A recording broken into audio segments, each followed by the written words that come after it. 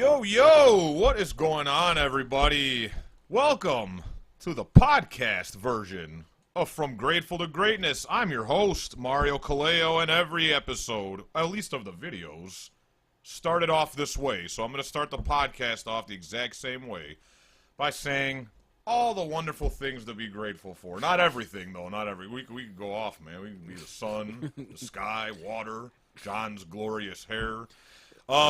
No, but I'm grateful for my wife, my family, these wonderful friends of mine, everybody who's following me on social media, all of you who take the time to listen to this podcast.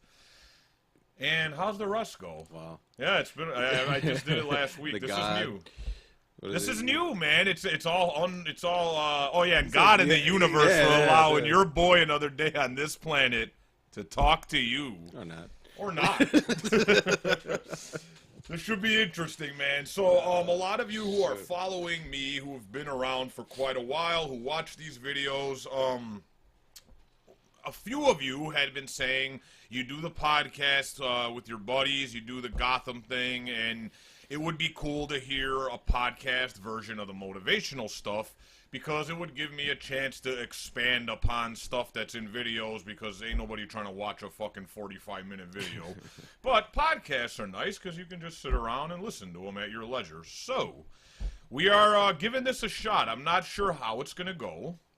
I'm assuming it's going to go awesome, because fucking everything we do is awesome. But, Preach. yeah, that's RJ, in case you guys are wondering. RJ is the, so yeah, let me explain that. So, on the show, we do motivational, we talk about that kind of stuff, and it's always unedited, half funny, half serious, just like my book. I've said it all before, on Amazon right now, go buy it. But that's the book title, by the way. Yeah. That's the title of my book. Everything's got a million titles, man. But, so, we, what was I just saying? I just lost my train of thought. You were explaining why we're here. Why I'm here. Oh, why RJ is here.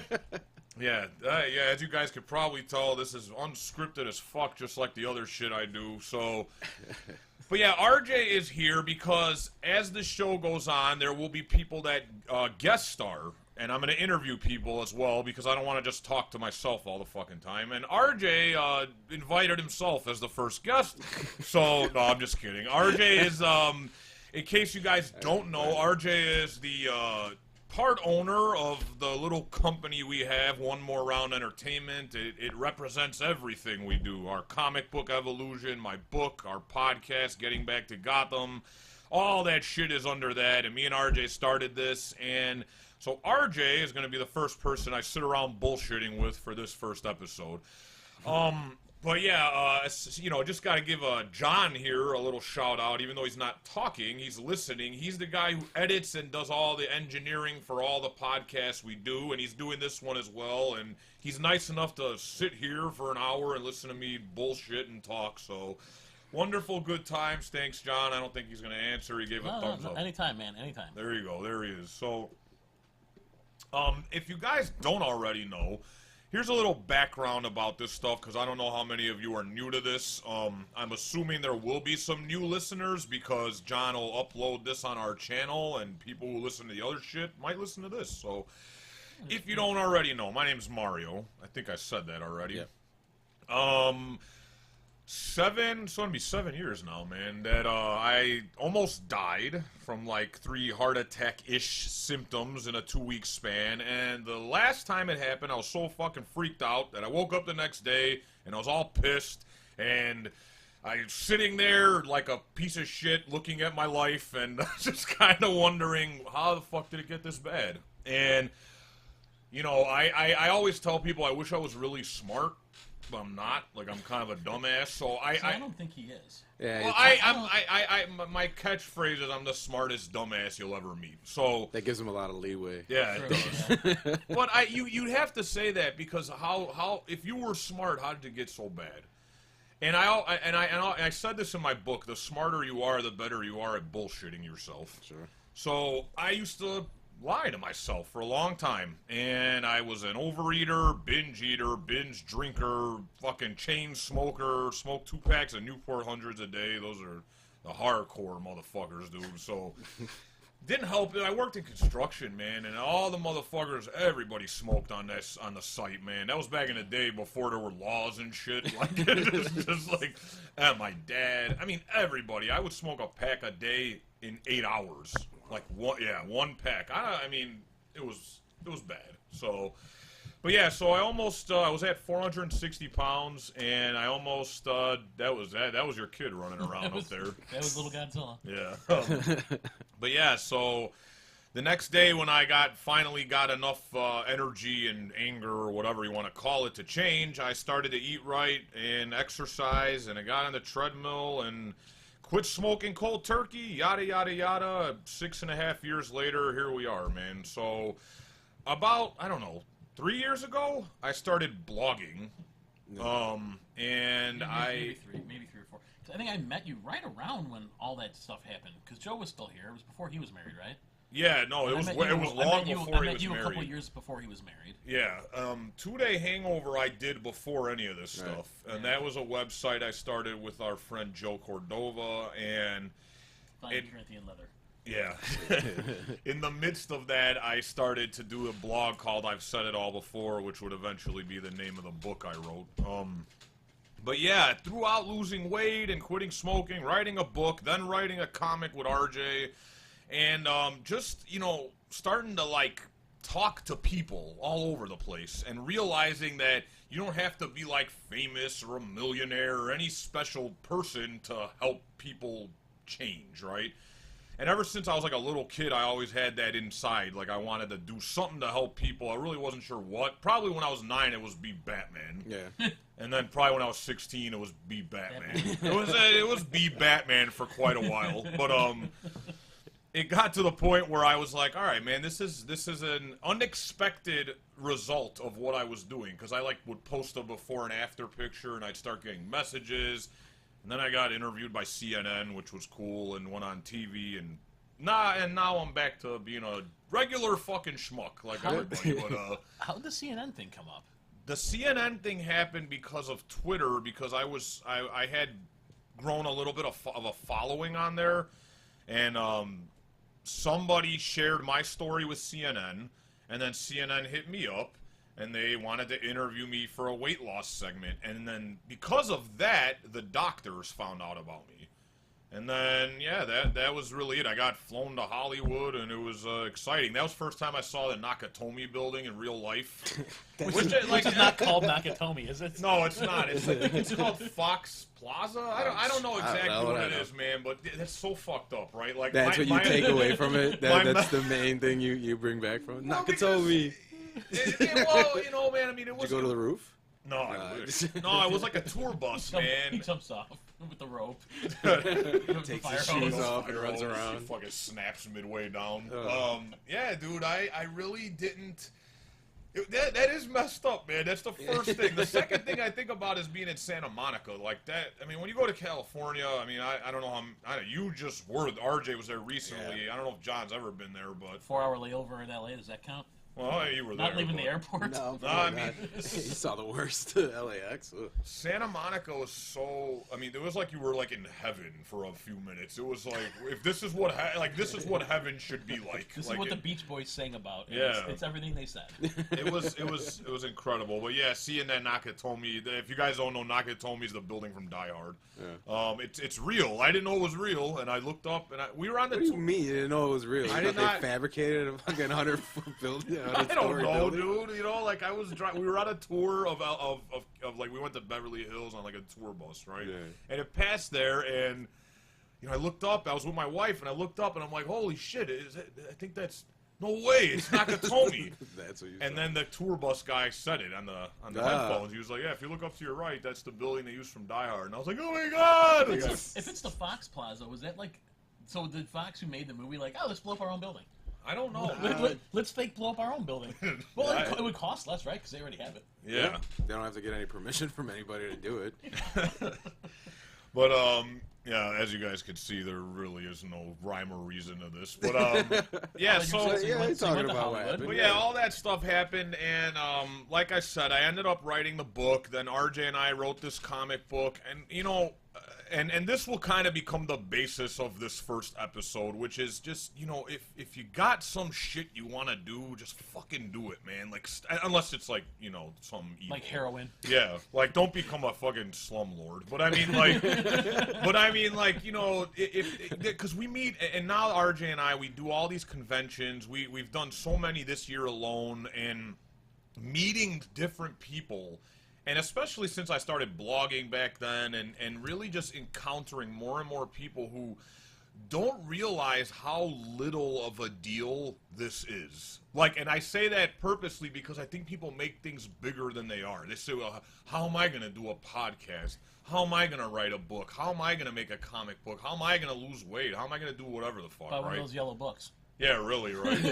Cliff notes. Yeah, for dummies. But I mean, I think that's the thing, is that people are so, they get so like what's the word? Overwhelmed by the grand nature of something that they don't realize it isn't as hard as it seems. It's more about just being willing to keep doing something, because, and we'll get into this eventually, because like I said, RJ's the interview guest this episode, and we'll talk about the fact that, like, setbacks. I mean, I think there's not been one more running theme through both of our lives than setback. Like, there have been... Okay, so just to give you guys a little history, RJ and I have known each other since we were 8 years old. And the both of us, and not to, you know, not to say, I mean, everybody's been through shit. Everybody got a story, man. So you know, just so I'm not sitting here putting us on some kind of fucking pedestal or anything. But I you know, and you really you asked me before we got in here, what are we gonna talk about? And I guess the question is really that pops in my head is a good question to ask, because even I don't really know this. What keeps you doing shit? What keeps me? Oh, you mean doing shit outside of the normal everyday 40-hour work week, or yeah, exactly, stuff like that? Because yeah, I mean, most people just are cool with just you know, work, and that's it. You know what I mean? And no, and it is a good question. I think it's something that a lot of people either accept or just never kind of face. And for me, it was just, I worked so hard to get to a certain part of my life where I was comfortable, where I didn't have to worry about, you know, oh my God, if I lost my job, this would happen. Oh my God, if I don't graduate college, I'm going to be out of this. I finally fought to get to that point, and then when I got there and I got the decent job and I'm getting myself back on track, I don't know, it just felt like, to me, it was like, I've done it. I've cleared this first hurdle, and now I'm doing what I have to do, so now I can do what I want to do. And I started thinking back to all the things that, you know, I wanted to do when I was younger, and I just never saw them through or gave up on them. How many just fucking like comic book ideas we had. I mean, God, but it went beyond that. I mean, just being more aware about myself, you know, getting myself into better shape physically, mentally. I mean, because when I was struggling to get to where I am, I did a lot of selfish things. I did a lot of, you know... It's shitty. Well, yeah, yeah, and I think to a lot of people's perspective, even my family, it was shitty. But it was a self-centric nature for survival, I guess. That's how I regulate it. And now that I've been able to reach where I wanted to, it's time for me to be me, like, not work. Anything but work. Yeah. I do work all the time. I've been working since I was 14 years old. Yeah. I want to do something just because I want to do it. You want to do work that you enjoy. Well, when you enjoy it, it's not work. That's my point. Yeah, I mean, like writing the comic for you is a dream. Oh, is an absolute dream for me. So it doesn't feel like work. Because, no, that's something I didn't understand about my own father until later, which was, you know, I would be at work. For those of you who don't know, I worked 10 years in construction with my father. And I fucking hated it. I remember seeing you at the airport getting a badge the one day, and I'm like, holy shit. I mean, seen him in like months. I fucking hated it. You know, I hated it. But, you know, and I think that's the thing, is that a lot of people confuse gratitude, which I didn't even explain why that's the name of the show. I'll get to that. But I think a lot of people confuse gratitude with being, like, oblivious to reality. Being grateful is like, I'm grateful I'm not homeless. I'm grateful I'm not sick. I'm grateful I have good people around me. But you can be grateful and still be fucking pissed off. Like, you could still be like, I don't want this to be my life. Like, I'm grateful for the blessings, but at the same time, I ain't trying to be a fucking grunt busting my balls the rest of my life. I have there's something inside, like RJ just said. There's something inside that's like, I want to do this. It's something drawing me to this. And then you can't ignore the feeling. I don't know. Some people do. I think that's the difference, because I've often thought that, like, I'm not special. Like, I don't look at myself as special, but I do think I think every single person they have that thing in them, they want to do it, and then they just, like, ignore it because they're like, that's too much work, or it's scary, or they don't believe it can even happen. Doubt, right? Sure. So they just, have a job, and that's it, and there's nothing wrong with just having a job, but I think there's something innately wrong with ignoring that part of you. That thing that, like, whatever it is. I mean, everybody's different. Some of you could want to be a fucking goat herder. I don't know. You know what I mean? But, like, when we do these conventions, and, I think John can attest to this, sitting and doing a podcast, there's something that just feels right about it. That doesn't feel the same at work, and even it's if therapeutic to a point. Yeah, sure. and even if you kind of like your job, there's just a different. And I guess some people will tell you, well, that's not realistic, and it's just like, well, fuck you, dude. Like, I don't know. Like, that's my response to that. It's just like, life fucking is short, and it's short but long. Like, you know what I mean? It's short but it's long, and it can be really long if you're doing something you can't stand, dude. Yeah. But I guess and RJ can talk about something else that was a huge hurdle he overcame in his life, which was the military, and John didn't know that. So this is interesting because RJ was in the fucking Air Force, and yeah. If I was gonna pick a branch of the military he was in, that would be the one.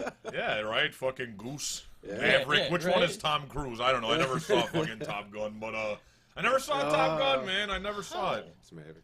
Maverick? All right. But yeah, he was in the Air Force, and, RJ, there's a lot of stuff about his life that's been pretty, like, having to, overcome things to become better, and one of those things was, being in the Air Force, and then with your mom and stuff, and so you talk about that. I don't want to... All right. So, yeah, I come from a divorced family. I lived with my mother pretty much my whole life. But unlike most people, I have a great dad. I mean, they just couldn't get along, but he wasn't the typical stepfather. I mean, he paid child support. I was with him every weekend. Well, he wasn't even a stepfather. I mean, that's not right. He wasn't like a typical divorced family, go, yeah. I guess you could say. And for that, I was grateful. But it was difficult to live just with your mother. And when we were... There. Yeah, I mean, and it's for a lot of kids. Really? I mean, especially in Schiller Park, there were didn't tons of. Yeah, we weren't the only ones for sure. Yeah. Even Mikey, remember? Yeah, that's right. So, doing that, I mean, it was tough on itself. I mean, we weren't rich. We didn't have money. I knew I was decent smart, but I wasn't like I'm gonna get any kind of scholarship or anything to any kind of college. And my grandfather was in the Army too, and he was a war hero to his own extent. So I was drawn to the military since I was like 12, 13 years old. Yeah, I remember when he told me that shit, I was like, you're out of your fucking mind. Like, I was like, you're crazy, dude. Yeah. Well, to be fair, he went into like what would be considered by most military people the safest and cushiest branch. Like, Sure. I know a lot of people from the Navy and the Army, and man, they're like, oh, the Air Force are the prima donnas. They don't, Yeah, and actually the reason I aimed for the Air Force is because I thought that there was, bigger guidelines as far as being more intelligent. That they were going to actually teach me how to be smarter as opposed to just teach me how to be a grunt. Right. So by the time I was 16, I had already future enlisted. I was in 6 years, full deal. But I went in there really with my eyes not completely open. I didn't read the fine print. And I just not to cut you off, but I remember what I told you before you left. You remember this? I don't know if you remember. I said to him, the guy who can't take anybody telling him what to do is going to go to the military. Yeah. But you know what? You see that a lot. A lot of people I know that went to the military were that guy. They were that person. That's I always thought that was interesting, man. It's like this dude is always like, "Fuck you, authority. Yeah. Fuck you, teachers." Like he's gonna go be in the military. But you know? I didn't buy into teachers' bullshit. Most teachers. I mean, there were some that were good, and I bought in, and I was a good student in that regard. Shout out but, to Mr. Callister. yeah, man. I mean, there was a couple, but I was willing to bite the bullet because I wanted to work on jets. I didn't want to fly jets. I wanted to be an engineer. And I took the test. I scored like 98 or whatever on the ASVAB. Guy tells me, good. yeah, you can have any job you want. It's hard to get into the Air Force, like the Air Force Academy especially. Well, yeah, So, that's further for on, you, though. But for you to get a 98 on that test is pretty impressive. Right, and so I went open electrical, and if anybody's ever been in the military knows what that means, is they basically give you a job eventually in that field. You don't get to pick. I didn't know that, actually, and I probably shouldn't have did it that way, but it all works out, I guess. On my 18th birthday, I shipped out to Lackland, Texas, and I was good. I did it for 6 weeks. I got through basic training. I was good. I was in college, or AIT they call it at the time, and when I was about 3 weeks in, I got the call that my mother had passed away. And it was really a shock. Give them a little bit of pretense for that. Sure. My mother had ovarian cancer since I was about a freshman in high school. Wow. So his mom was like my mom. Yeah, we like grew up second together, mother, and so. yeah, his family was my family, and we used to just ride bikes to each other's houses all through grade school. So, yeah, she started getting sick when I was a freshman. Sophomore, junior year, we did chemotherapy together, and we got through it. I mean, it wasn't without its repercussions. I mean, it was hard. I lashed out. I did bad things to good people. Really, where probably my darkest kind of times where I didn't care about anything else. But she did go into remission. I want to say end of junior year, and at that time, she basically told me that she wanted me to go. That she didn't want me to stick around in Schiller Park because, I could do something better. The score I had, what everybody was telling me, I could do something going on better. at Schiller Park. There really was. Still ain't. So I did have her blessing to go, and I had talked to her all through basic training. She went to my graduation, and it was really kind of out of the blue that 2 or 3 weeks later, I got the call that she had passed away. That shit was, I'll never forget that shit, man. Yeah, but I wanted to do her proud, so I went back I was allowed 2 weeks to go back. I went back, attended her funeral with my friends in full Air Force gear, 100%, because that's kind of what she wanted. And then I had 2 weeks. That's right, you were in that. I forgot about that. Yeah. Huh. Long time now. It's fucking half our lives almost now, man. Wow. Yeah, so I had 2 weeks, but after a week, I had gotten my family settled. So my father and his new family was living in the middle of Kelvin Park, and we moved them out into the house that my mom had owned, just to get them kind of out of the ghetto. Yeah, I had a nephew that was going into junior high, and it would have just been. It was probably, if that helped anybody the most, it was him, because it put him in an environment where he could thrive, and he's a great kid. So my mom was kind of always helping people, and even after she died, she still helped people. So I mean, to understand the kind of model of person that I'm, trying to be like, that's exactly what it is. And so I go back. I didn't do the 2 weeks. I just did 1 week. I wanted to get back to school. I wanted to finish and complete the promise I had made to her. So anyway, I get back and I find out my school is about a week or two ahead of me.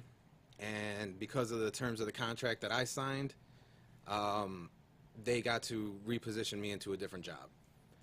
And I was there to be an avionics technician. That's the job I got in basic training. That's the job I wanted. It was like 28 weeks of school. I mean, it was exactly what I wanted. They gave me a choice afterwards of cook, cop, or air conditioning and heating repair. Cook cop.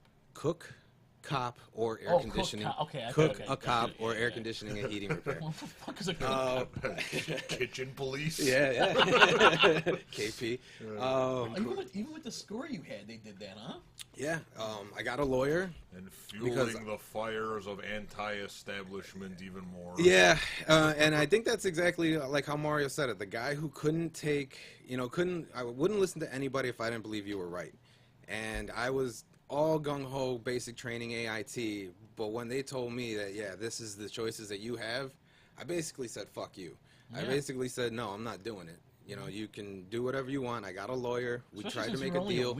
You're only a week off. I mean, Well, the deal that me and my lawyer came up with was I'll go back home. The next round of classes started in 6 months. I'd go back home for 6 months, and then when they started, I'd start. I even offered to do basic training all over again, if that's what they wanted, and they denied me. fucking Air Force. And they told me, if you don't pick one, we're going to pick one. And they picked one. They made me a cook, or they tried to make me a cook. And I wouldn't report. And I didn't go to PT, and I didn't do anything. And actually, old me started coming out because I started sneaking out. I started drinking when I was only 18 years old, leaving with permanent parties to go to bars, strip clubs, and I got into a shitload of trouble.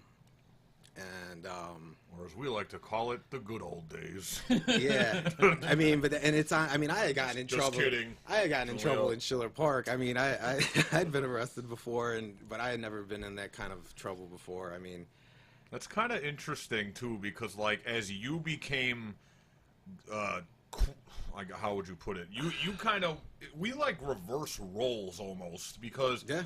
I was the quintessential friend zone guy in high school and grade school. I was that guy. I was the fat guy who made everybody laugh. Chicks thought I was awesome, but I wasn't a boyfriend. RJ was, and it's so weird because we were best friends, but not totally different. We shared a lot of like core similarities, but when it came to like that, it was like I was like the goody two shoes, keep me away from drinking, from anything bad. I'm not gonna hurt anybody's feelings. I was like such a fucking nice dude, and RJ was the opposite. Yeah. And it was like, not that he was like evil, but he was like a bad boy, you know. He just did and said whatever the fuck you wanted, yeah, you know. Drugs, Yeah, and then as we grew older, it was almost like we started reversing, like, and then you know, I became fucking king, whatever the fuck. And it kind of goes to like what you said when king, whatever the fuck. We'll get you a crown with that on it. I think it was should be the name of this episode. It was a couple days before I finally got arrested and put in jail. I spent about 2 months in a Texas military prison. It was awesome. You're like Oliver Queen, dude. But I had, like you had, when you had those symptoms, when you woke up, you had your moment with God. You know, I did too. I felt like I was totally shunned. I felt like I did everything right, and I got the shit end of everything. So I stopped giving a shit about that, and I started making promises to myself. I made a promise to my mother that I would fix this, that all her work wouldn't be in vain, that I'm not going to just settle, I'm not going to just throw in the towel. And I fought it, and I fought the military for about 3 months, and they did a lot. They waved a test in front of my face, told me to flunk it, because if I flunked the test, then they could say I was basically mentally not capable of being in the military. They wanted me to bow out and say I had a personality disorder. They wanted me to just say I was wrong, and I just wouldn't do it. So I fought them for months, and eventually they let me go, and they called it a temporary personality disorder. Called it a hardship separation. Fuck, I got a permanent fucking personality disorder. You have no idea. Yeah. And EPD. Wait, yeah. But it was my way out. It was my way out because there was nothing else. It was either that or be a cook for 3 years and then go back and try to be into the electronics. And it just seemed like I had soured on the idea that the country had turned on me. Like I did what I was supposed to do and it didn't work out because of their own selfish ways. I mean, I could not understand the reasoning behind what they did. So I stopped. But when I got out, yeah, that's why. That's why when I came back, I was a different person. I became a different person. I had put, in my opinion, I had fucked myself so bad by doing this, by agreeing to do this, and basically taking 8 months out of my life during probably one of the hardest times in my life. I had to do something. I had to make up for it. So I went back to college, and you know, I always said I'd make up that promise, and I'm close now. I mean, I've got two degrees now. I'm almost completely debt free. I have a great job. I have a great girl. I have good friends, and now I'm in a position where I can start doing what I want to do. And I think that's basically where we ran into the idea of, after going to C2E2, that C2E2 is a really big comic book. It's probably the biggest. Was it C2E2 or was it Wizard that was the one that you guys... Wizard World is where we ran into Tony. The first time. Originally, yeah. Originally, but C2E2 is when he let us be in his booth, when he got us free passes. Oops. That's when I saw you. That's when I saw you. Work guys, passes. Right? Yeah. Job passes. Yeah, he got us into C2E2. We got to be a part of the whole booth experience. But, yeah, we were hooked. yeah, we were hooked. But, yeah, no, it was because, you know... And I once again, I'll go back to the whole setback thing. I mean, there was a little stretch of time where RJ and I actually didn't talk. Oh, are we going to talk about CID? Sure. I would think the 3 months when he was in military prison probably didn't talk much. No. Did you know that he was... Nobody knew. No. Actually, the only person I think that knew was Nag. And my brother. Who I need to apologize to, because I think I wrote his name wrong on the podcast that he was with us on. Oops. Nice. Yeah. Sorry, my bad. That was an interesting thing, though. My brother was actually locked up in, I think it was Shawnee Correctional Facility here in Illinois, while I was locked up in a Tennessee prison, or a Texas prison, and we were exchanging mail. Like actual mail. Like, we were sending letters back, and I got so much fucking shit for There that. was, well, we had tried, and Mike's gonna be actually a guest on the show at some point. But me, Mike, this guy Mike, who was a friend of ours, and RJ and another guy named Rob, we all were a hip-hop group at one point. Mm-hmm.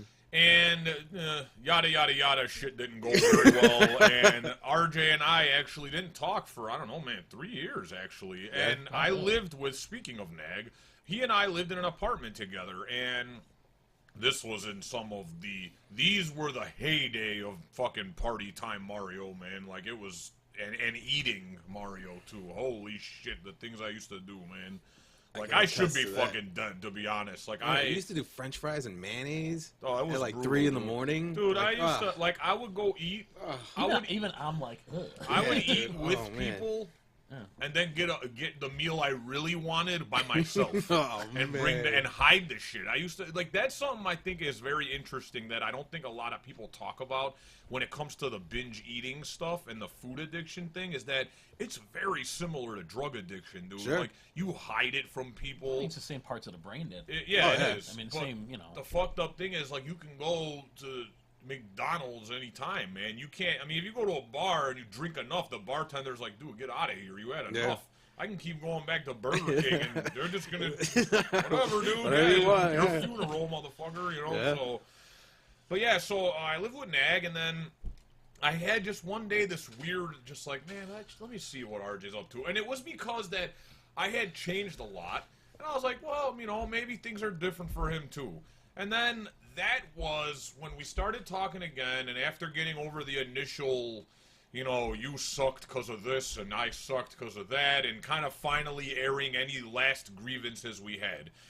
After, I think, I don't know what time, how much time had passed, I had told him, I was like, you know, I still think about that story I always talked about when we were in high school. And that was the beginning of us just kicking it around and really starting to form it and build it up into what it would become, which is the comic book. But yeah, we really, it was originally going to be just like a script. We were like, oh, we're gonna write a movie script. Yeah. He printed out like a fucking mock movie script so we could figure out how they're written. It is such a pain in the ass. It's not just like that. writing. Oh, I mean, no. you have to. Oh, God, yeah, you're right. The formatting and the way they break it out, it's difficult. You have to have the scene described on the left side and what everyone's doing. Yeah, we were gonna do it. We were trying to do it. We were in the works of doing it, but it just seemed too hard. Yeah, well, I mean, and it wasn't even so much that it seemed. I mean, it was hard, but we were doing it. But then we went and we saw our friend Tony De Leon at Wizard World, and we hadn't seen him for a little while. Yeah. And here he was with and not even a fucking, he wasn't even an artist alley. You remember he had a press he had a booth. press booth. You're talking about C2E2 or Wizard? No, Wizard World. Wizard World. This Yeah, was the Wizard press booth. World. When we see him, he's got a press booth, and he's got 2 different comic books out. Right. Oh, wow. And we were like, holy shit. And that was when he and RJ and I were like, wow, like, Light bulb. yeah, like maybe if, and that's the cool thing, and that's something a lot I'll probably talk about often on this show is seeing somebody else do something is such a huge motivator, man, because that lets you realize, like, wow, I don't have to be Michael Jordan. Like, I don't have to be Oprah Winfrey. Yeah. I can just be a regular mope and make some shit up. But You I know think what I mean? the thing about it was, like, we'd been to Wizard World before. We had seen independent people before doing this stuff, but we just thought that they were just so much, above and beyond where we were capable of. When you see somebody that used to live in the same neighborhood as you, that, you knew like comic books, but had no idea that he could write or do anything like that.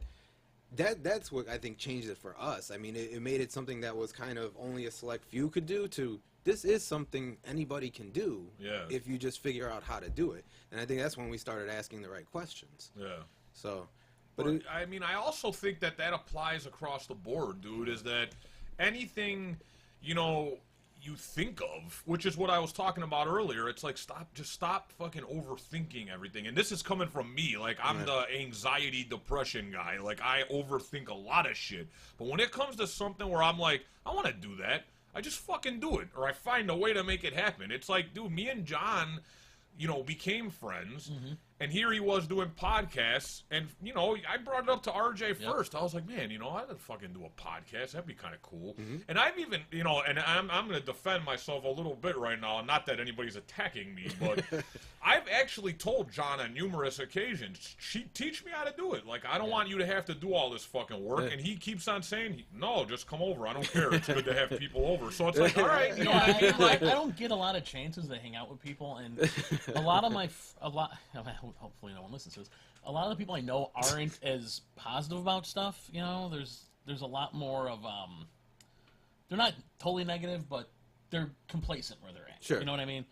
It's a certain kind of person. I just think you guys are always motivated to do, like you just said, you just go out and do it, and that's why I wrote what I wrote. I still need to find some way of getting it out there, but the fact of the matter is, what Mario said is you just need to go ahead and do it. And I know so many people that have great ideas and just they start and then they stall out on it. Yeah, that guy. That was us. So that's why it's like I could teach Mario how to do it. I have spare equipment I can even probably loan him. But it's nice to be able to see you guys a couple times that I do. Plus, you guys, we're all so busy. It's not like we get to hang out much. We hung out once at your place in like the last year and a half. Well, yeah. Otherwise, we're here at like 8 in the morning. Yeah. That's the tough part. Is even my own family. I mean, they get pissed because it's like, dude, I just, and I think to what RJ said about getting to a place where you feel good about your life, right? Like, I have this obsessive nature in response to how dumb I used to be and how much I fucked up in my life. Like, the only way to fix everything, and I learned that from losing weight. The only way I could lose weight was to be obsessed with losing weight. Mm-hmm. I wasn't going to lose weight by being the same guy I used to be. I had to change, you know what I mean? And how does a comic book exist unless you have a little bit of obsession about making it happen? And it goes across the board with anything. And I think so many people, man, and I bet there's people eventually when this podcast gets enough listeners, you're gonna be hearing the word obsessed and get nervous because so many people get scared about that. Like, oh God, like I don't want to be like that.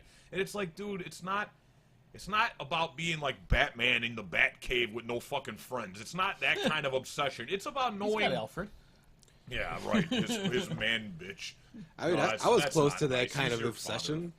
While I was going through college, I basically worked 45, 50 hours a week, and then I just closed myself off into the Batcave and did online school at night. I mean, but dude, so sometimes you might have to. But that's the thing is, like, people aren't gonna always get it, and that was something I've only just in the last few months finally gotten over. It's like what John was just saying about, the certain kind of people you're being around. And I really made a conscious effort to start forming a better circle of people because, the fact of the matter is, it's just like you just said. It's very difficult to try to improve your life around, you know. And it sounds bad. Like I don't want it to sound bad because it's not so much as a slight against other people. It's more about the complacency aspect of it. It's that people who are just kind of okay with things won't understand, and they're gonna get. And sometimes they'll resent you, and sometimes they just won't give a shit. Either way, it's hard to be around that because they don't understand. Yeah. And you know. Yeah, you know what I'm saying? Like, yeah, it's like, oh, why are you doing this? Why are you writing this? Why did you start trying to draw again? Well, because I want to. Because I've wanted to my whole life, and I want to, not only for me, but now with having the daughter, I want to be able to leave stuff to her that she could look at and be like, oh, Dad just didn't work at the airport, or Dad just didn't do a 9-to-5 job. For sure. Dad did a lot of other things that. Hopefully she'll see me do all this and she'll get motivated to do more stuff, not just sit around. You know what I mean? Yeah. It's like your legacy. Yeah, that. But it also, if you are more into doing things, then other people around you hopefully will follow suit. Yeah, I mean, and you stop that chain of complacency, and I don't want my daughter to have that complacency. No, and I think it's a good thing to teach her. I had it a long time. Well, I mean, I had it for fucking 28 years. Mine comes and goes. There's still times that like I haven't worked on anything in like 2.5, 3 weeks. I mean, with the job switch and stuff, it's been tough, and the different hours now. I'm trying to I get up too early, and I'm like sitting there like I have 3 hours before I have to go to work now, and I'm like shit. Yeah. And then you start doing what Mario said. You start overthinking everything else. I start thinking about work. I can't go back to so. Once I get that like balanced out, where okay, if I go to bed at 1 in, I can wake up with 5 hours of sleep and I'm perfectly fine because I'm used to getting 5 hours of sleep. So going to bed at 10 and getting up at 6:30, it's a little more, and I wake up at like 4 in. So like all that sluggish and shit. Yeah, and then you start having the stuff creep into your head because you're trying to fall asleep. So the second week now, hopefully, I can find a way to like. Get more used to that, then get back to doing what I'm doing. Because I'm like, well, I don't have time to do anything anymore. Like, well, no, I do, because now I have an extra hour or two late at night, as opposed to like I used to get home at 4, and then I'd go pick my daughter up at 5. Now I have to go straight from work at 5 to pick her up. So I get her home around the same time, but I don't have that hour to do stuff. Yeah. But then it's kind of like, well, I do. It's just at the end of the night now. Yeah. It's not. But yeah, I mean, and I can attest to that. I mean, there's been definitely over the last 6-7 years, there's been a lot of changes in the way I had to do things. I mean, working setbacks. Yeah, all setbacks. Again, I mean, it's just another running theme. But it's true, and everything's always going to change. I mean, I went from working 40 hours and doing school, and then when I graduated, I was like, great. Now what I got to do? Now I got to get a job that pays a lot more money because guess what? You owe $65,000 to somebody. Shit. All right. So I started doing it. I started applying everywhere. I think. In that time, I had 6 jobs in 4 years because I just kept jumping from one to the other. I would say. To get that big pay job. Well, it would be more of a thing like, all right, I'm gonna do this job, but I'm gonna tell you during the interview I want that job. Okay, good. Prove yourself. I'd prove myself. I'd get there. They wouldn't give me the job, so then I had to go somewhere else, get a little bit more money, another chance to get something further. Then when they would dick me, and that was pretty much the running thing, is I would do everything they wanted, and then when I would get there, they'd be like, no, we don't really want you to do that. But so, I mean, to not lose that drive to keep doing it is so important. Dude, it was hard. And it was a lot of hard jobs. I mean, the last job that I quit before I got this one was probably the hardest job. It was from 4 p.m. till 2 in. Oh, I remember pre-routing trucks. Pre-routing like 35 trucks for the day before, and I mean it put a toll on everything, my relationship, my fucking well-being. I mean I was like a vampire. I slept all day, and it like totally turned my world upside down. But it was for the right reason, it was more money than I ever made. I could pay off my school loans faster, but eventually they asked me to do something that was impossible, so I had to go. But yeah, again, dude, I mean I did that when I was writing the book.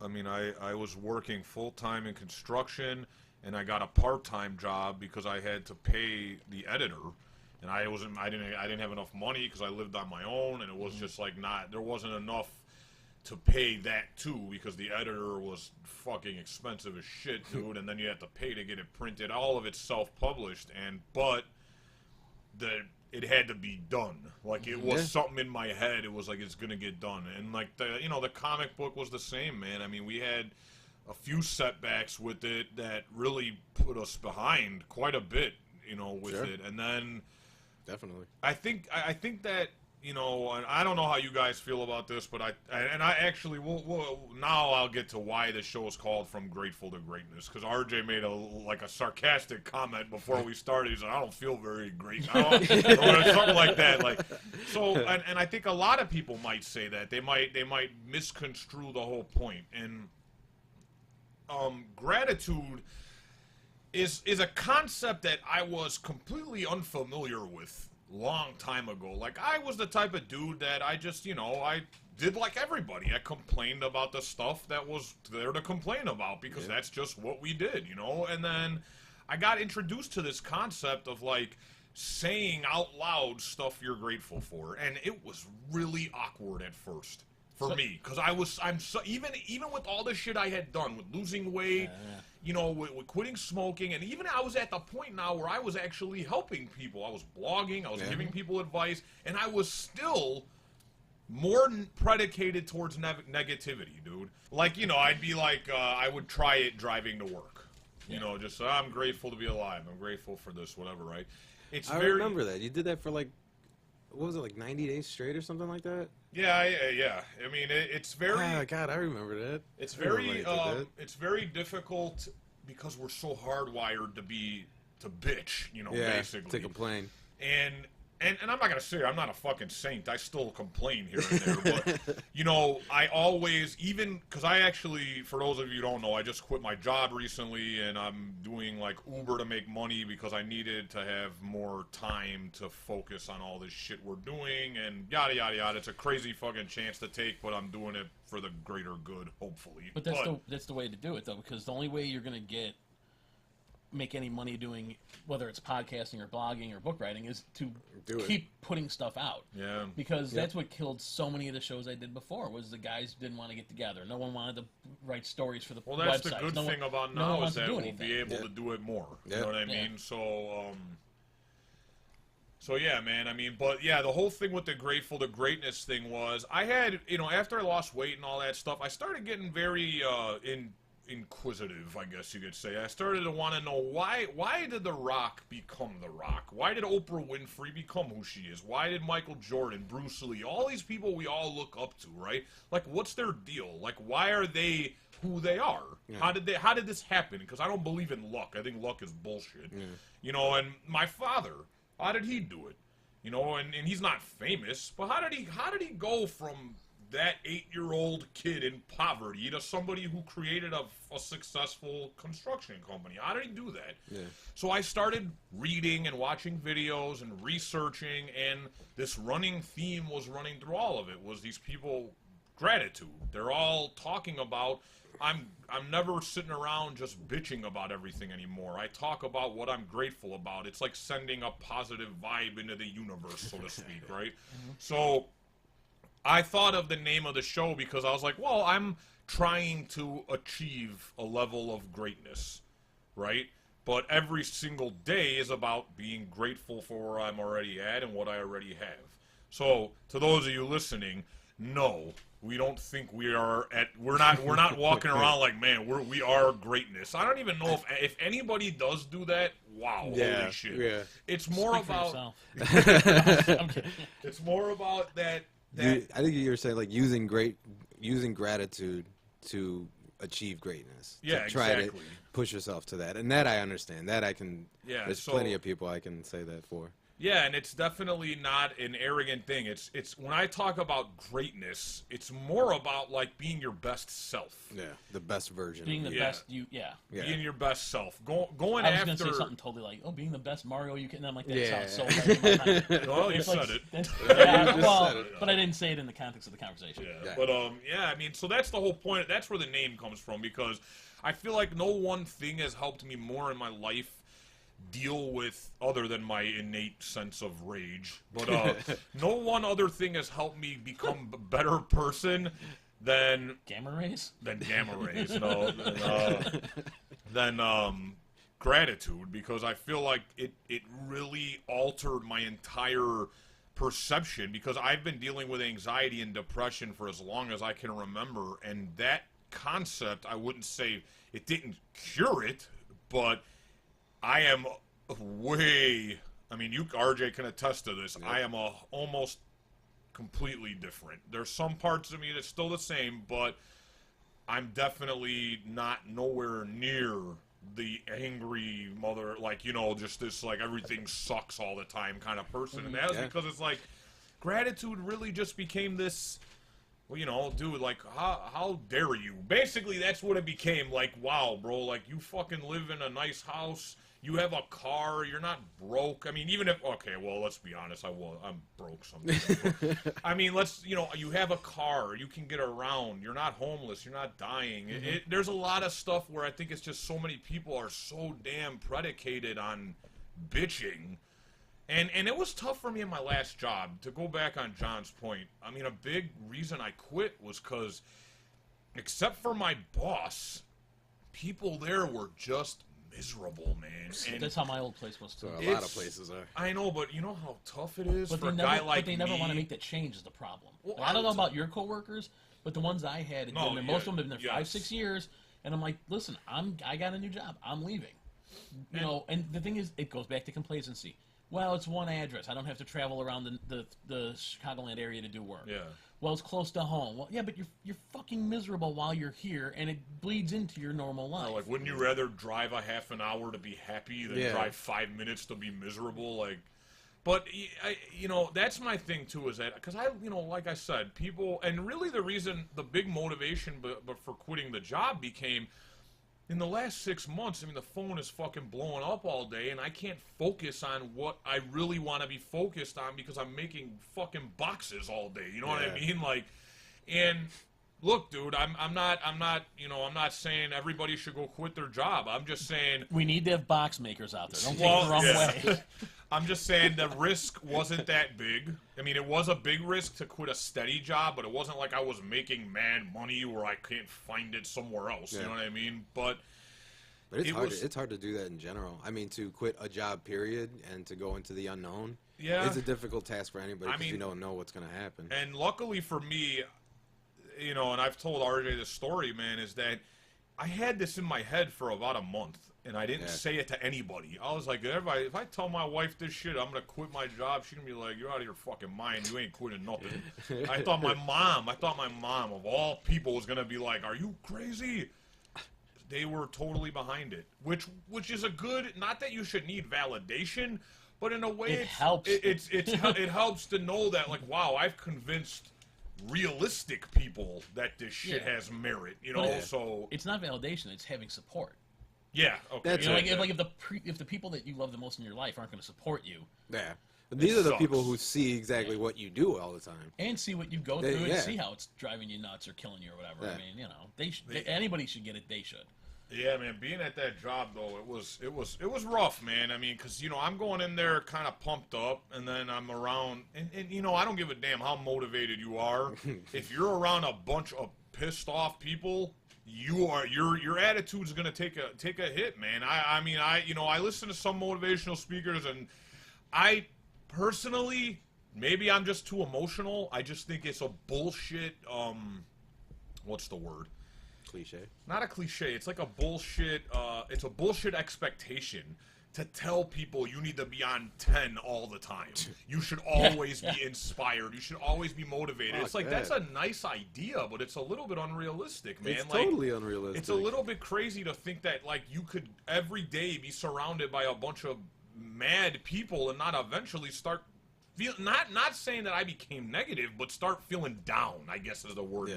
You lose a little bit of, like, oh my God, you start feeling it. It's like it's an energy that's like fucking palpable, dude. You're like, Jesus Christ. It's like jumping into a pool of misery. Like, it's and you know you can't tell them. You can't tell them that they have to change who No, they you are can't, and because they have to They stop. have to do it for themselves. Right. I mean, it's no place for you to say, "Oh, you should stop being miserable." The fuck? What do you know about, My thing is, I am all right listening to you complain if I know you are making conscious effort to fix it outside. You know, like if you go to work and you're just like, I hate this fucking job, but then when you leave work, you're in school, you're in the gym, you're doing something to try to improve your life. I don't know, whatever the fuck, play the xylophone. I don't know what it is. You know what I mean? But you're doing something that when you leave this job, this is going to plant seeds to improve your future. Right. Then bitch all you want, man, because I'm not that guy. I'm not like, I don't want to ever hear negativity. Like, no, that's not realistic, man. Sometimes you're mad. You know what I mean? There's venting and then there's bitching. Yeah, I mean, exactly. There's two different things. And like before I left my old company, they sent there's this one guy. I think his whole job is just send out quote unquote motivational things in the email, and it's like, dude, shut the fuck up. He sent one out, and I still don't understand the meaning. People who complain live longer lives. So are you saying that Wait, what? people who complain live longer lives? They might. Okay, but I don't know. is that a motivational thing you send out That's to not people a- working for a company that just came out of bankruptcy? Yeah, that's What not the fuck? that's not a good No. not a good It's like, well, we know you're you're all unhappy and you're all complaining, but it's okay. You're gonna live longer. Yeah. What the fuck? I'm like looking at the You email. live I'm like, 10 extra I years don't of understand complaining. this. Shit. but That's a yeah. horrible motivation. Yeah, right. Fucking Oh, quote. I see sometimes too where I'm just like, dude, fuck you. Like, not even in a cynical way. It's more like you could have, like, that shit is weak. Like, I see it and I'm just like, God, that shit is so weak, man. You have the one we got in the email, then you have the little kitten hanging onto the branch saying, hang in there. Yeah. You know what? I'll believe the kitten over the fucking complaining one. As cliched as the kitten is, but still, it's, But yeah, so like back to the whole setback thing. I mean, yeah, RJ is definitely somebody we ended up realizing that we were a lot more alike than we ever knew as we got older. Especially once we started doing the comic book and doing conventions. It was like, man, like this at least to me, I started feeling like, wow, this dude is just as fucking obsessive as I am. Like, I never really knew he had that level in there. You know what I mean? Like, I knew RJ was a dreamer. I knew he wanted to do stuff other than go to work. But I never really knew that he was the type of dude that if you put something in his head, it was gonna happen, and he would fucking do it until it happened. You know what I mean? Like, I didn't know that. So, and like I already said, as I got older, I just realized, like, that's the kind of people I want around me. I want people that are, go-getters, man. And it doesn't mean, that if you're not, I look down on you, because I don't. I look at, I do. I try to be very understanding of all people, but for me personally, with what I'm trying to do, you do have to have a certain kind of tenacity for me to wanna even fuck with you on a regular basis. You know what I mean? And because of the conventions and the blogging and all the stuff that has been happening in the last few years, man, I have gotten to meet some people. I mean, there's a guy, actually, I just started, we became friends on Facebook. He was at the convention. His name's Richard. Oh, yeah. This guy, man, I mean, I'm his friend He's on cool. Facebook, and he is going to convention after convention after convention to do portfolio reviews of his stuff, and the dude is just mad energetic. And I'm just watching that like, that's fucking dope, dude. Like, good for you, man. Like, you're maintaining that same, drive to keep doing this everywhere, anywhere that anybody will listen, and that's something with the weight loss too that I think I learned was that, dude, there were times where I stepped on the scale and I fucking killed myself the day before and the motherfucker didn't move. Yeah. And I wanted to beat the shit out of it like it was a human being. You know what I mean? Like, you should never weigh yourself every day. Why did you show that number? Why? It's like fucking Batman v Superman. Why'd you say that name? 280, fuck you. I mean, dude, yeah. To John, to that tip, man, I think the scale helped me a lot, though, because if it helps you, I mean, usually it does the opposite for people. It helped they me get depressed because they don't see that change immediately. Yeah, but see, you're different, though. You have a different mindset. Yeah, because I'm just like, I have friends that, it's like, gonna change tomorrow, bitch. Dude, I got a friend that she was weighing herself in the morning and evening. I go, what is wrong with you?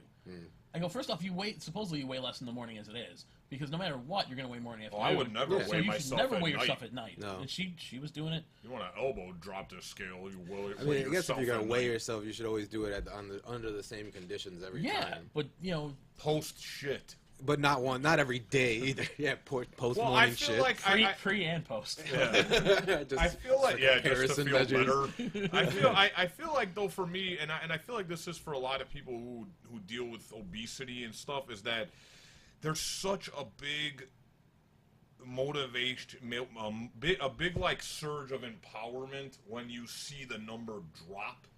And I know a lot of people. Empowerment goes away if it doesn't drop. I know it does, If, but yeah, you have, if but you but lighten up. But setback is once You're again right. you You're have to right. be willing to see that and say, all right, like I'm mad. Yeah. This sucks, but I'm gonna keep on working, and it'll go away eventually. Or you adjust. I had times where I hit plateaus, Yeah, and I I had was to just gonna say adjust. I that. had to fix what I was doing, and this will be another theme on this show as well as like fitness stuff. RJ actually taught me quite a bit about fitness stuff because I was just. Look at him.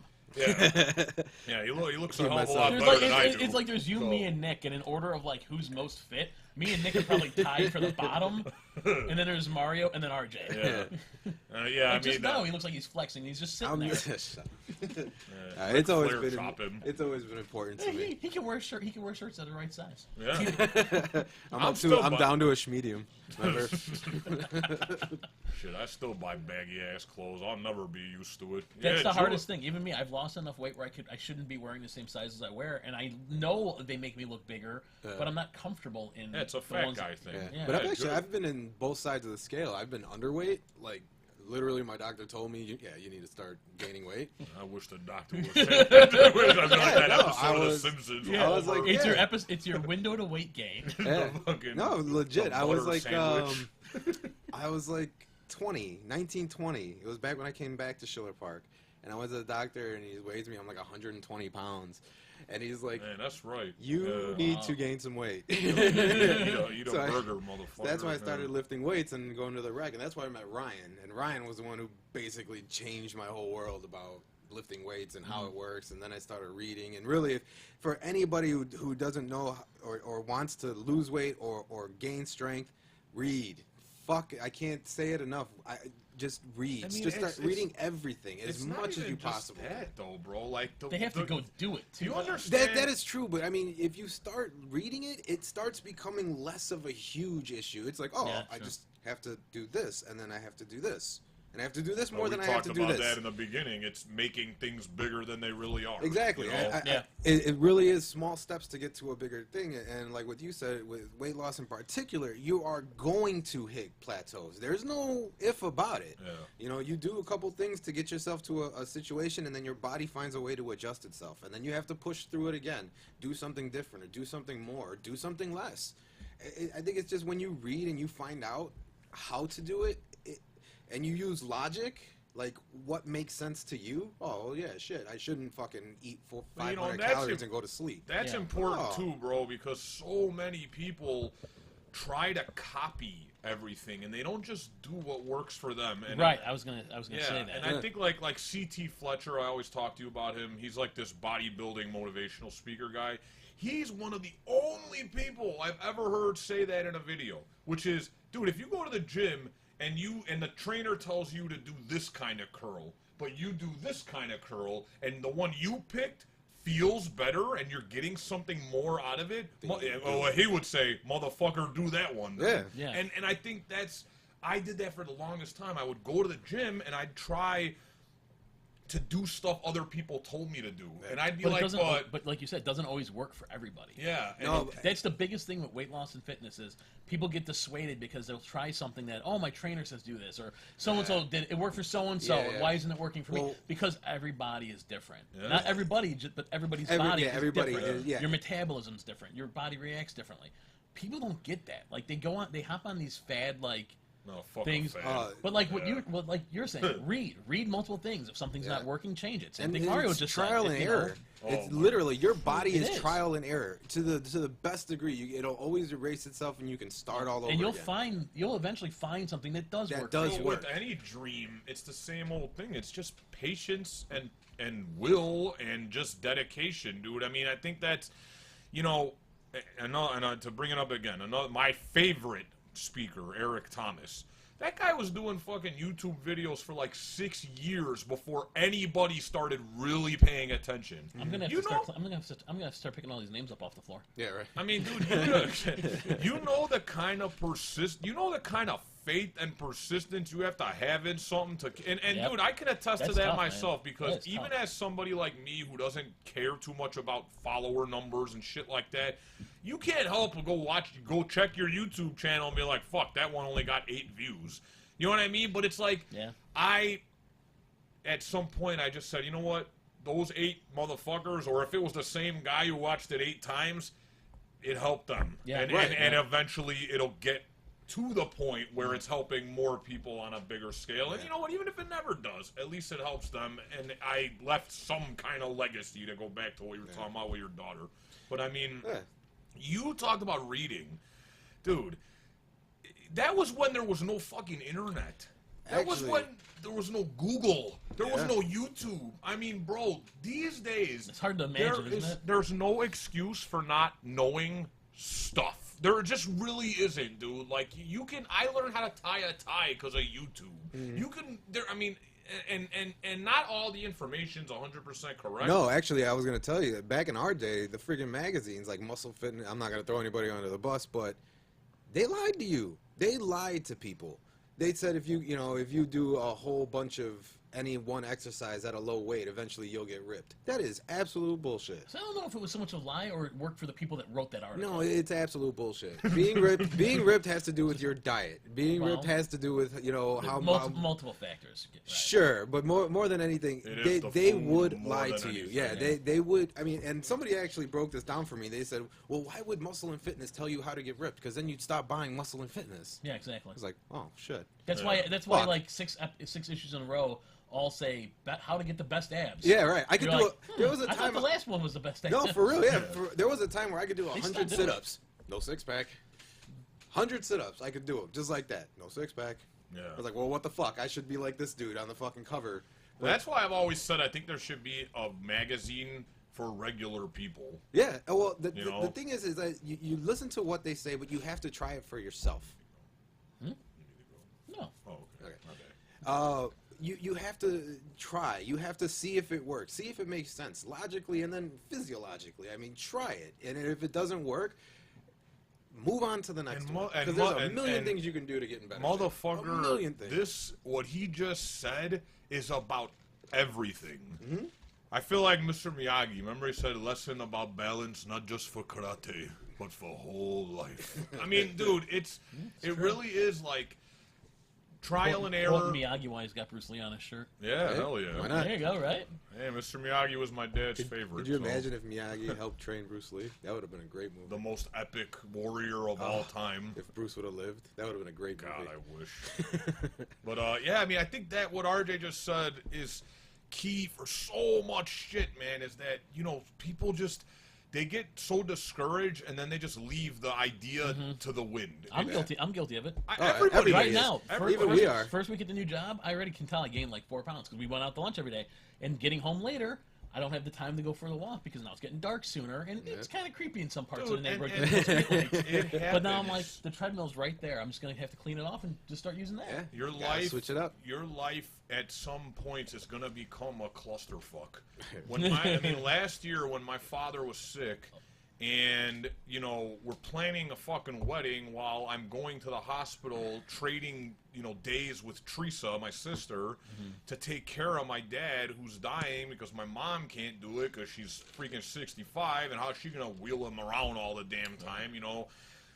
Do you think I was still working out? Miracle, I was still making my ass go to the gym, but dude, it wasn't as obsessive.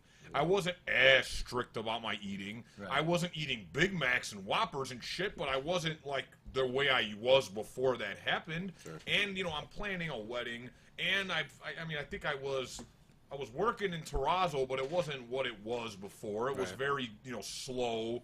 We didn't have a lot of money, so you know what I mean? There was a lot of shit. Julia was working 60 hours a week. Yeah.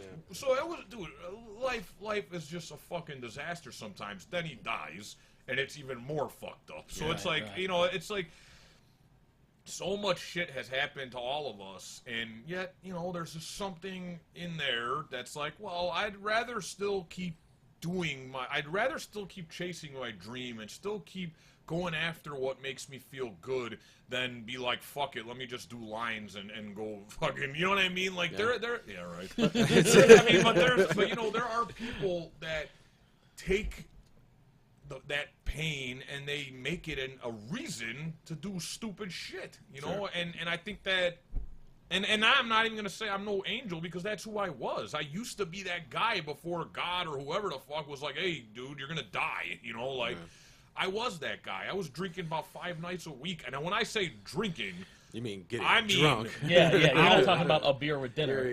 I'm talking about getting drunk. I'm talking about a fifth of Grey Goose on a Tuesday night for boredom. Like, I mean, dude.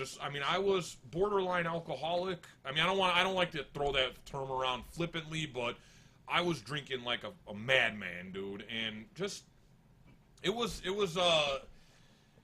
real. What's the word, man? Just, it was a bad time. Yeah. And I used because, you know, like, if a lot of you know this, but for those of you who don't, you know, I was bullied as a kid. I was, you know... So was I. We were kind of like the odd couple in grade school. I mean, I used to get the shit kicked out of me for being overweight. I used to get chased home by bullies, all kind of shit, dude. Made fun of. Like, oh, you know, it really sucked. It was not good times. But that's kind of where I developed my funny personality, was because I had to become, like, the class clown to make friends. But yeah, I mean, you know, I was sexually abused. There's a lot of shit going on in my head, dude, that became the basis for who I was. I was like, all this stuff sucks. I'm just going to get wasted and go chase chicks and smoke and not give a fuck and eat burgers and just, you know, whatever. And dude, I didn't even care. Yeah. Like, this side of me, the motivated side, it was there. Like, inside. Because I'd watch, like, Rocky, and I'd be like, yeah, I'd get amped. I think whenever you put your heart to something, you follow, like, even with music, like, you went after it. Like, it was your lifesaver, you know, your lifeline. Yeah. That was the only thing that was going to save you. Once you had that, like, you were always kind of like that, to be honest. I was, but I think that there was a difference in, like, understanding.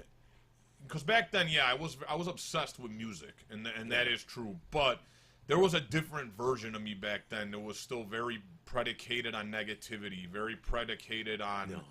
Yeah, right. The name of the fucking band was Children in Darkness. Yeah, it was. I mean, it was definitely it was a different. There was a different understanding versus now and then. You know what I mean? Because back then I didn't even really realize what I was doing.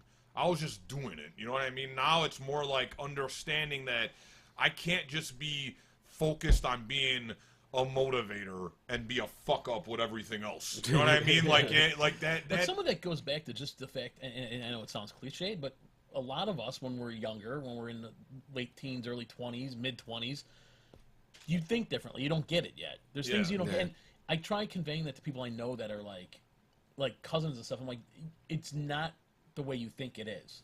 I go, every one of us thought that when we were your age. Yeah, that's the research part. And I go, and I hate to tell you, shit sucks when you get older. Yeah. But you have to power through it, and you just have to make the best of it, and that is, keep focused. Dude, that right there is such a huge component of positivity, because I think that's another misconception people have. It's like, oh, you think positive, that's bullshit. You walk around like a shit-eating grin all day. And it's like, no, dude. He walks around like the Joker. Yeah, right. Like, you're like Mr. Brady. You know, you're just fucking happy all the time. And it's like, no, that's not it. Positivity is taking negative shit and turning it into positive results. Yeah. That's the way I look at it. I don't look at positive. I do believe that's a little bit of a part of being positive, is having kind of like a more not.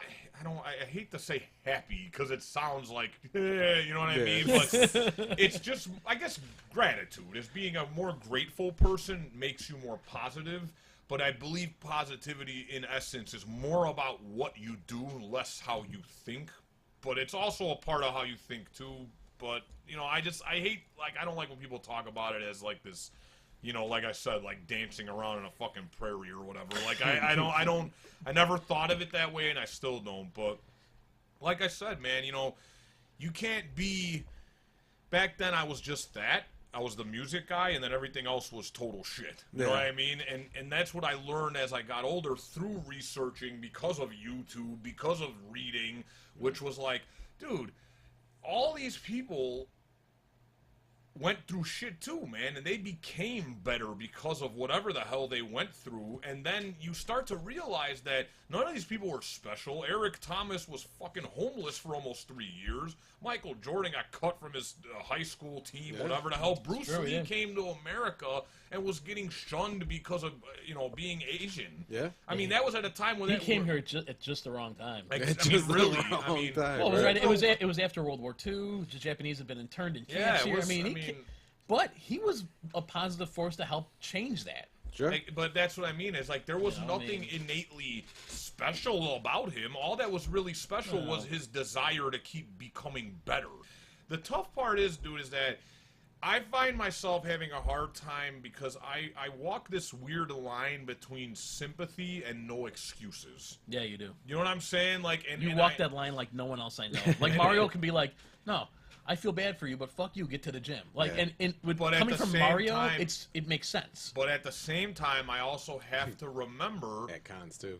It's true. I have to be the same. I have to also remember that there was a time where fuck you, go to the gym didn't mean shit to me. Right. You know, there was a time where my mother crying, like, you need to change your life, Mario, you're gonna die. And I'd be like, oh yeah. I mean, dude, my famous bullshit excuse of all time was I'll handle that when we get a record deal. Oh, wow. I said that to my mom. I will lose weight when I get a record deal.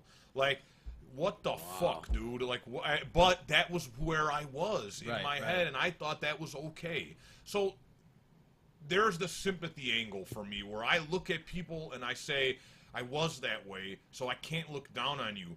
But I also know that when you're ready, you have to understand that the same bullshit mentality's not gonna work for this. Whatever it is. I mean, and I say that all the time.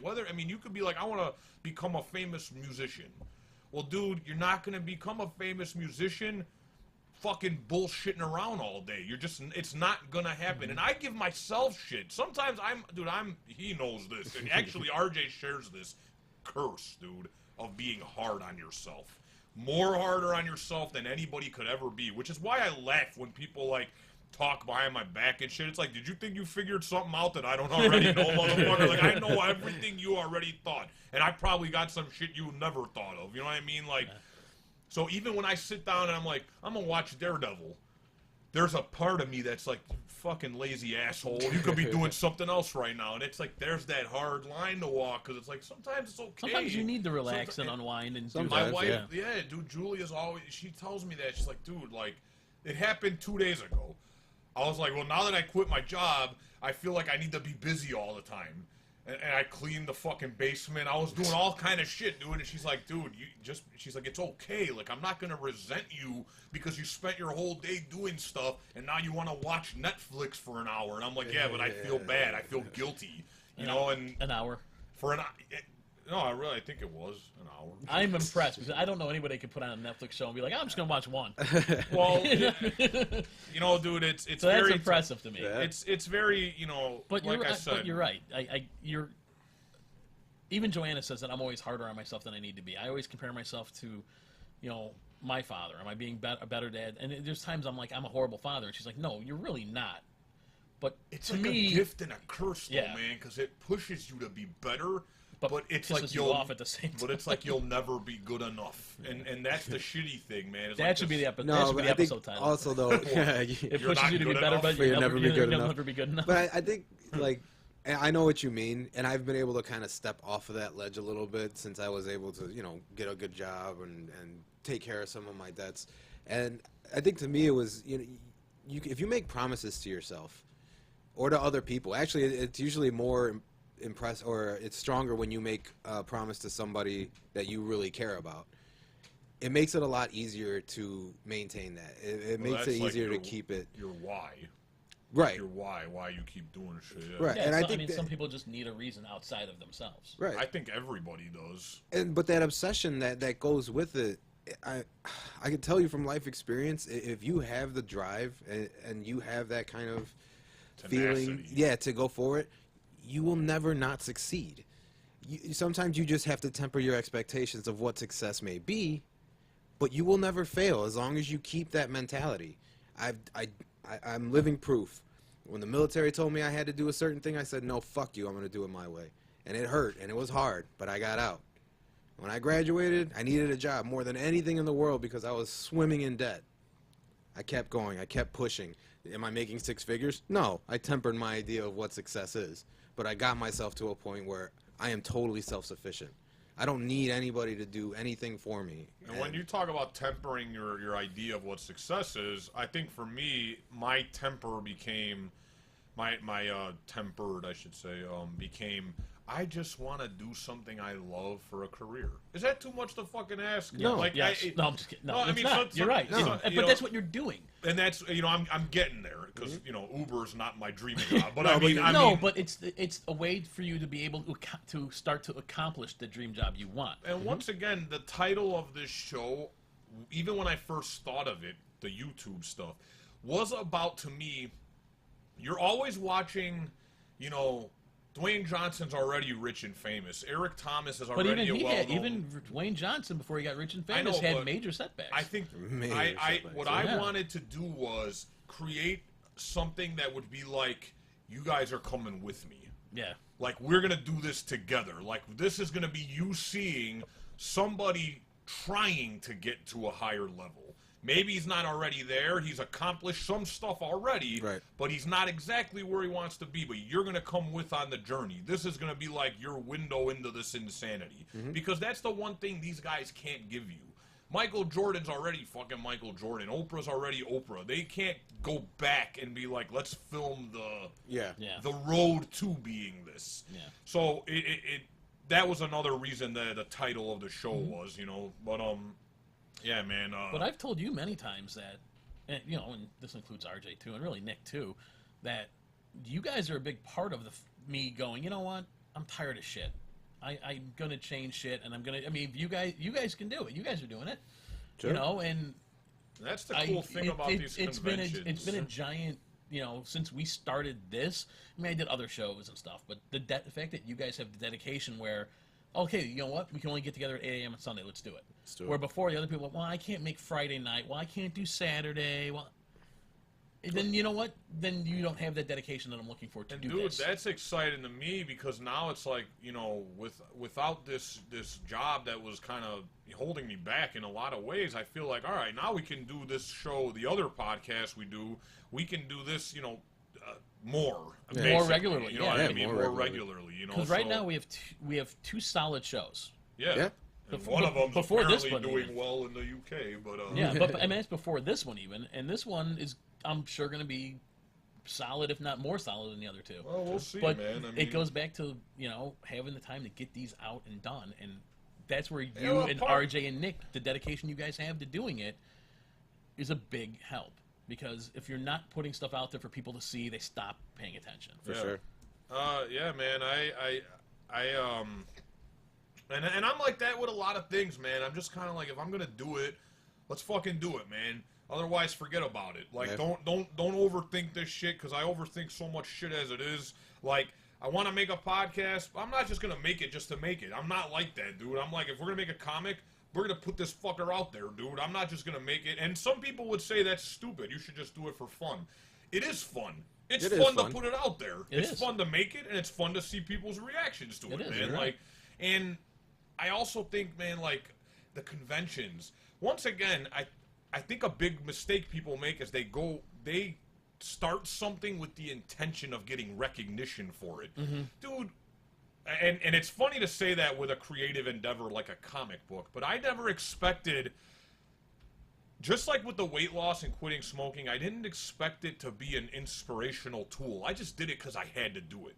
The comic book has been unbelievable, the way people are like, this is so cool, how did you guys do this, this is awesome. I've had people message me that like the book, but like the comic more because that's something they're more into, and they'd be like, man, there's another guy kind of like what would happen with John, this guy Rocky, who fucking Rocky Skelton. too, yeah, Rocky Yeah. Skelton. This guy listens to our show, he watches all my videos, he's probably gonna listen to this. What's up, Rocky? and, you know, cool guy, man, really cool guy. I've had this guy now. He messages me to talk about a book that he's writing, a horror novel. Hell It ain't yeah. got shit to do with what the fuck with motivation. That's But to good. me, it's like this dude thinks he can do it because of the shit we do. Well, there's And- there's your motivation link, though.